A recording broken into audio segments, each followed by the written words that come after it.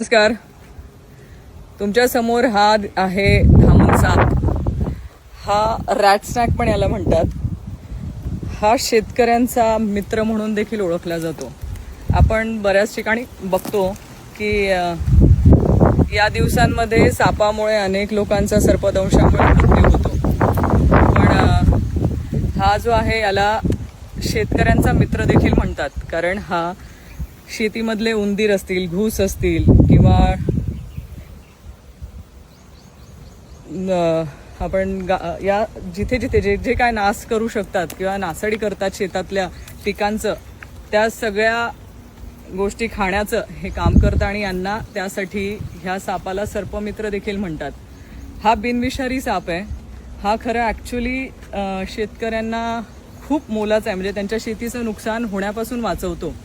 पण लोकांना गैरसमज, सापाबाबतीतली असलेली भीती, त्यामुळे ह्या सापाचं माहिती नसल्यामुळे हे अशी साप मारल्या जातात. आणि आज ह्या प्रजाती बऱ्यापैकी संकटात आलेल्या आहेत. पण आपल्याला सगळ्यांना माहिती हवं की साप हे काही सगळेच विषारी असतात असं नाही.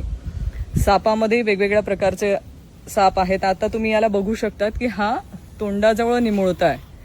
ह्याची मध्ये बॉडी ही जाड आहे आणि परत हा निमुळता होत जातो. ही या सापाला ओळखण्याची एक पद्धत आहे. हा खालच्या बाजूने पिवळा असतो आणि तोंडाजवळ निमुळता, आणि याची लांबी ही 5 ते 6 फूट किंवा 10 फुटापर्यंतही हा वाढू शकतो. म्हणजे हा असेल आता हा साप हा 10 फुटापर्यंतचा साप आहे. आणि पळायला लागला तर तुमच्या हातात देखील सापडणार नाही, एवढा याला स्पीड आहे. पण सगळ्या शेतकरी बांधवांचा मित्र असलेला हा साप तुम्हालाही कुठे दिसला तर कृपा करून मारू नका. विषारी नाही.